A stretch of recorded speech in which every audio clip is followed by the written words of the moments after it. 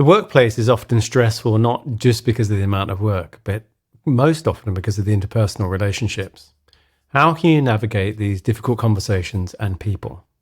My name's Andy Polaine, and every week I spend my days coaching design leaders. And in these videos, I reflect upon the common themes and questions that come up in the week. And in this week, I want to explore how we can approach difficult relationships, conversations, tension, and boundaries. I also want to have a look at how those four physiological responses of fight, flight, freeze, and fawn play out in the workplace. And lastly, how you might think about resetting relationships. And up front, I really want to set a few caveats, given that I'm talking about things like boundaries and bullying. I'm a cis-white male, middle-aged, middle class, and I know that that comes with an awful lot of privilege. So it's pretty easy for me to speak up. And as a side note, in terms of allyship, if you look like me, it costs you very little, if anything, to speak up for other people who might not have the benefits of that privilege.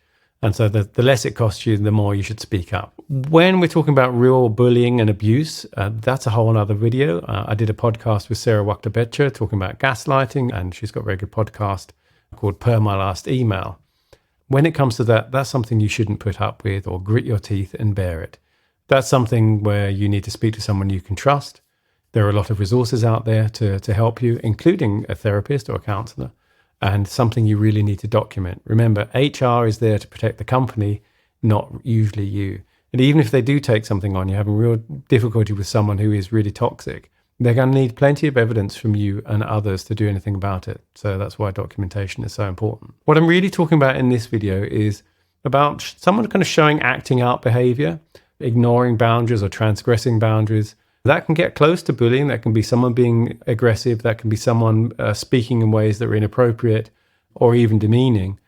But it can also just be someone you're finding it difficult to work with. It's not really connecting, or you keep misunderstanding each other, or there's a little clique that's forming, or power structures are forming where there's an us and them thing going on. And you're having difficulty working together, or you've got communication issues. I say quite often that the biggest lie in work is this idea that it's not personal, it's just business. We can think that we can leave our emotional baggage at the door, but we don't really. The thing to remember around the fear and anxiety around work and those relationships is your body and your Stone Age brain can't really differentiate between that and genuine physical danger. So you have all the same stress response, you have all that cortisol kicking in and all the other hormones kicking in, even though actually you're not physically in danger. And if you are physically in danger, then really get out of that danger, and that is something you need to do something about. People know fight or flight, and some people know freeze. The other one is fawn. Those are the kind of four common physiological responses to feeling in danger. And those are there for a reason. They're there to protect you.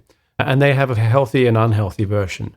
So the fight response, that could be around setting boundaries and saying, hey, no, that's enough. You don't talk to me like that. Or simply robust argument and critique. That can also be very, very healthy. But it can flip into aggressive argument, and that can be someone else's response, or it could be your response to someone. The positive version of flight is, I'm going to disengage with this person. I can see this is maybe going to go into an argument that's not going to be helpful. I'm going to disengage. That's going to give me some time to think about it and give that person some time to think about it. Or I'm just going to avoid that person, which starts to move into an avoidant negative behavior where you're actually sort of having to work around someone. And I'm going to talk about that a little bit later because it can be a strategy. The positive version of freeze is similar in that you can slow down and appraise. The negative version is where you feel totally frozen, you feel unable to do anything, and you feel helpless. And that happens quite often, and you'll feel it. You'll feel that kind of pit of the stomach moment. You won't know what to do, and it can be really traumatizing. It can show up when being asked a question in a meeting with sort of important people there, but it can also show up when someone is showing that aggressive response or transgressing a boundary. And the fawn response, we probably most often see it with a dog, when dogs are playing with each other and one of them rolls over on its back. The positive version can be you're pacifying someone, and that can be taking the temperature down of a conversation. The negative version of that is where you become so people-pleasing that you end up forgetting yourself. And last week I made a video about servant leadership and how that can lead into burnout martyrdom, and you don't want that either. So the first thing is tune into your body. What's going on there? How are you responding? Because it'll make a difference to how you respond. And more importantly, your body is telling you what is going on inside you. Some questions to consider are, is this a person who holds any structural power over you? So is this someone who is responsible for your promotion? Someone can block a promotion? Is this someone who could be an enabler in a positive way that you actually need. So if you're having a problem with someone who's kind of not very important to you, well, one of the ways around that person is just to avoid them. And when I say avoid them, I don't mean avoidant behavior where you're not being yourself, where you're having to tie yourself in knots just to get your work done. What I'm saying is this is a person you're basically not going to give the time of day to because it doesn't really matter.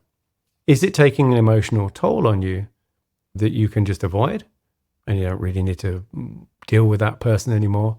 Or is this something where this is someone who's present in your work all the time and it really is taking an emotional toll on you, and then you need to deal with it in some way? One of the things I've talked about before is this idea that fear and anxiety is really prevalent in the world of work. I talked about it when engaging with stakeholders. I talked about it quite often when people are seemingly being difficult. It's actually coming from a place of fear and anxiety. And the very counterintuitive thing here is once you frame it that way and look at that person that way, it actually makes you more empathetic about them. The other counterintuitive part of that is it's probably a moment where you least feel like being empathetic to someone, because we equate empathy with sympathy. You think, well, that person's being really difficult. I don't want to be sympathetic to them. But in fact, sometimes if you can bring it onto that human level again, that you can actually really reset the relationship. So here are some thoughts about resetting. First of all, text is a terrible medium for this.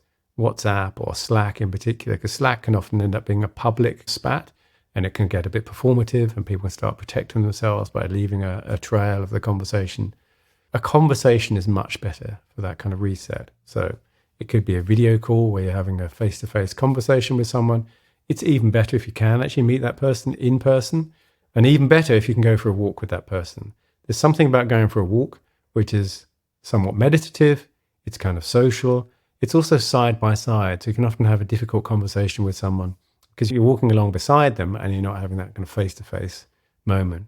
It's important to set aside some time to talk about this and do the meta-communication, by which I mean don't add it to another meeting. Don't have a whole meeting and say, oh, by the way, have you got 5 minutes? I just want to talk to you about X. It's really important to set aside a specific time to talk about this specific thing and not let it get dragged off into another conversation.